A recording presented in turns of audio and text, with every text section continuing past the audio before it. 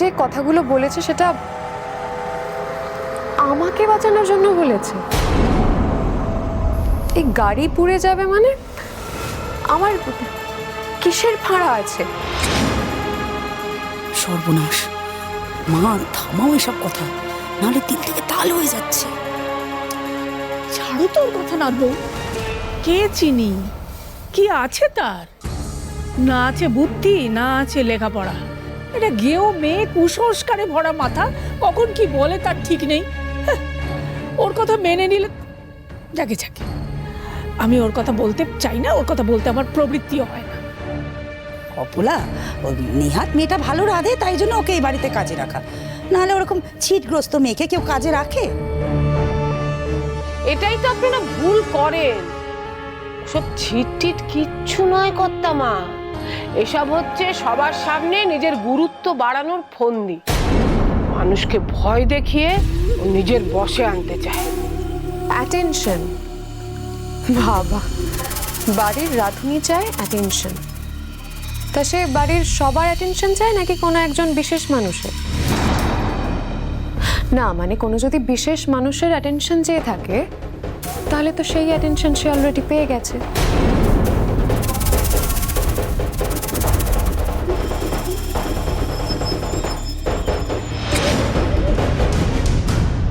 হ্যাঁ, ও অ্যাটেনশন পেয়েছে। ঠামি, ও অ্যাটেনশন পেয়েছে,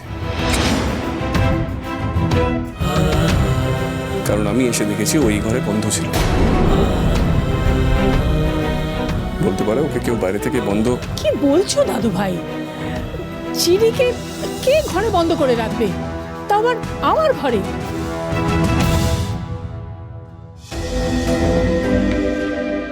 যা যা দাদু ভাইয়ের না জানার, অপালার না জানার, সব একের পর এক ফাঁস হয়ে যাচ্ছে।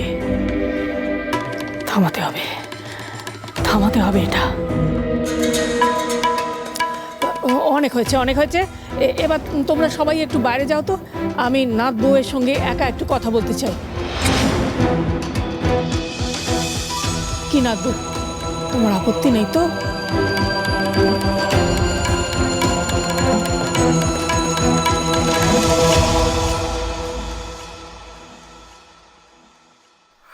কোথাও যাবি না তুই, কোথাও না। যা, নিজের কাজ কর। আমায় যেতে দাও মাসিমণি, তোমার পায়ে পড়ি। পায়ে পড়ে কোনো লাভ নেই চিনি, কোথাও যেতে পারবি না তুই, বুঝতে পেরেছিস? এই কত বাসন পড়ে আছে, যা গিয়ে মেজে দে, যা। তুমিও এমন কড়া কথা বলছো মাসিমণি? একটা মানুষ মরতে চলেছে জেনেও আমি তাকে বাঁচাতে যাব না?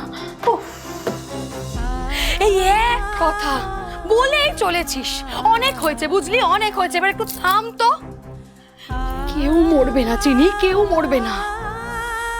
কারো স্বপ্নের জন্য কেউ মারা গেছে, এটা শুনেছিস কখনো? হ্যাঁ সত্যি বাবা। আচ্ছা কি ভাবিস বলতো তুই নিজেকে, কি ভাবিস? হ্যাঁ ত্রিকালদর্শী তুই, ভবিষ্যৎ দেখতে পাস তুই? আমি আর কিছু দেখতে পাই না পাই আমি জানি না, কিন্তু আমি এটা স্পষ্ট দেখতে পাই। একবার নয় বারবার দেখেছি, গাড়িটা পুড়ে যাচ্ছে।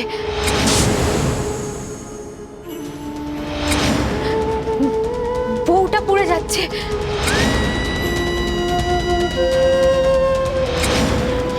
এই শোন শোন, তুই যদি এতটা অবুঝ হোস না, আমি কিন্তু এই রান্নাঘরেই তোকে আটকে রেখে চলে যাবো, আমি বলে দিচ্ছি।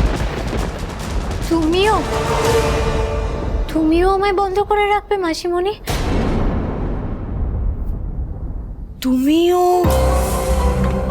তুমিও মানে?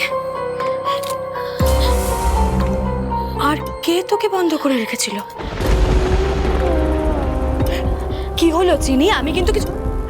আরে বাবা, আমি গেলাম গো মাসিমণি, আমার যা করার তা তো আমায় করতেই হবে। চিনি চিনি, আমার কথাটা শোন। আমি জানি নাত বউ, তুমি খুব রেগে গেছো, তোমার খুব খারাপ লেগেছে, তুমি খুব অপমানিত বোধ করেছো আমার দাদু ভাইয়ের ব্যবহারে।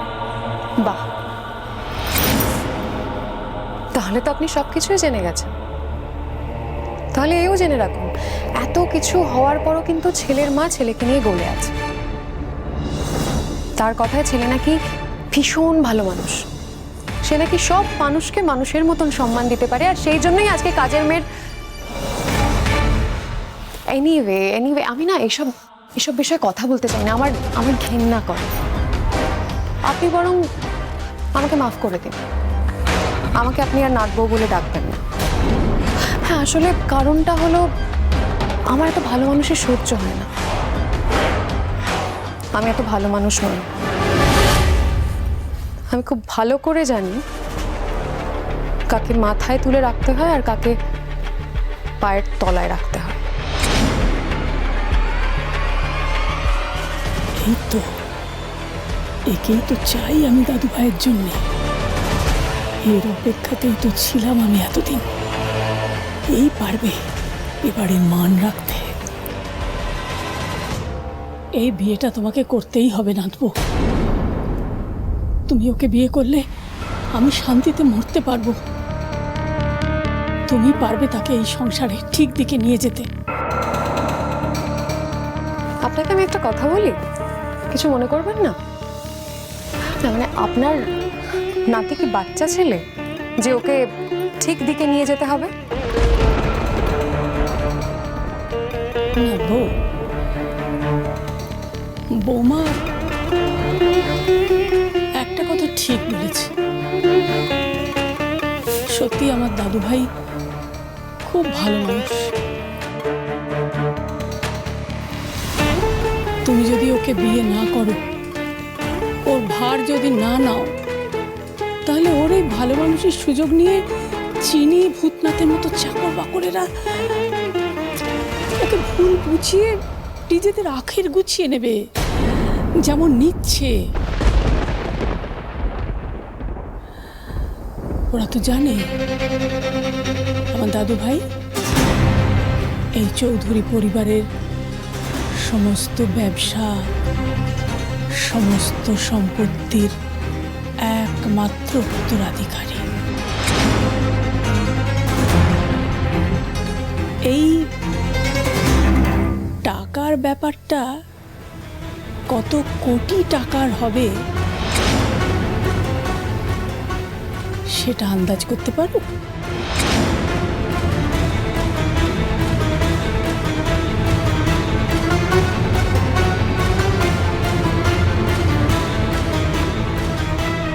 দ্রোণ একেবারে মাটির মানুষ, বুঝলে? ওর বৈষয়িক বুদ্ধি একেবারে নেই।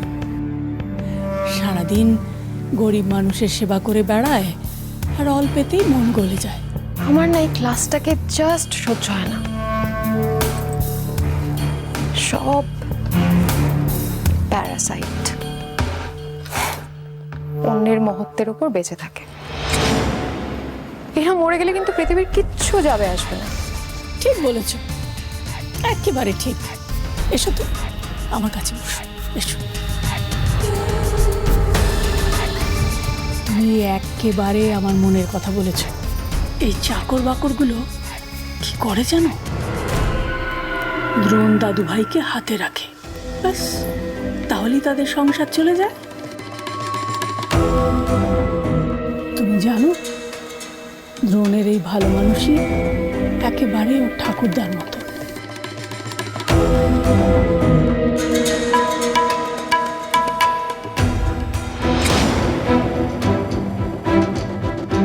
ওনাকে দেখতে তো একদম। হ্যাঁ, দাদু ভাইকে দেখতে একেবারে আমার স্বামীর মতো। শুধু তাই নয়, স্বভাবটাও এক। সহজ সরল মানুষ বলেই লোকে তাকে ঠকাত। এমন মানুষকে উনি মাথায় তুলতেন যারা পায়ের তলায় থাকারও যোগ্য নয়।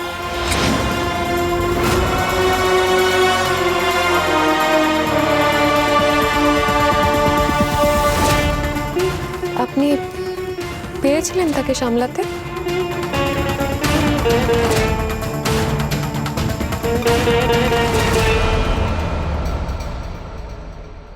পারবো না আবার? না পেরে যে আমার উপায় ছিল না।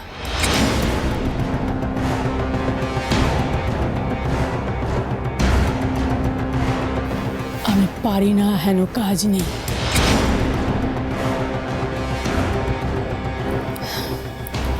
এসব কথা একদিন তোমাকে বলবো।